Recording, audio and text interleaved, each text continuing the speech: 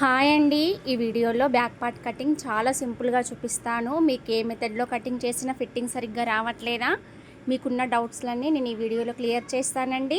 చూడండి, back part ఇప్పుడు double folding మీద పెట్టుకున్నాను. నడుము దగ్గర 1 ఇంచు బ్యాక్ పార్ట్లో వచ్చే డాట్ కోసం పెట్టుకున్నాను. 2 ఇంచులు ఖర్చుకు తీసుకోవాలండి. ఇక్కడ నేను వీపు మధ్య భాగం నుండి నడుము దగ్గర వరకు క్రాస్గా లైన్ డ్రా చేశాను. చూసారా, అది మనకు బ్యాక్ పార్ట్లో ఎక్కడ కూడా ముడత రాకుండా ఉంటుంది.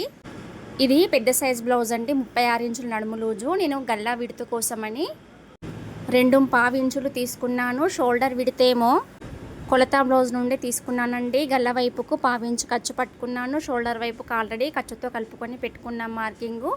చంకదింపు 6 ఇంచులు పెట్టానండి. తర్వాత దీనికి మనం డబ్బా షేప్ అయితే డ్రా చేసుకోవాలి. ఈ మూల నుండి స్కేల్ తోటి క్రాస్గా లైన్ డ్రా చేసుకొని టేప్ తోటి తక్కువ 2 ఇంచులకు రౌండ్ షేప్ అయితే తీసాను. ఇప్పుడు ఇక్కడ నేను బ్యాక్ నెక్ మార్కింగ్ పెడుతున్నానండి. కింద పైన కూడా మళ్ళీ ఖర్చుతో కలిపి పట్టుకోవాలి. ఎందుకంటే మనం కుట్టేసరికి కిందికి దిగుతుంది గల్లా. చూడండి, సరిపోయింది. మనకు రౌండ్ కూడా కొలుచుకొని చూసుకోవాలి. చిన్నగా పెద్దగా అయినా అడ్జస్ట్మెంట్ చేసుకోవాలి.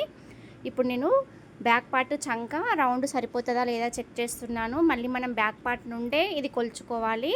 చూడండి, సరిగ్గా సరిపోయింది. ఖర్చుతో కలుపుకొని ఇక్కడ వరకు వచ్చింది. మనం పైన నుండి కింద వరకు ఈ విధంగా లైన్ డ్రా చేసుకోవాలి.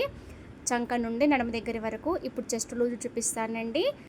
చంకకి 1 ఇంచ్ కింద చెస్ట్ లూజ్ వచ్చేస్తుందండి. నేను ఫస్ట్ ఉక్కు గల్ల నుండి స్ట్రేట్గా పట్టుకొని చూపించాను.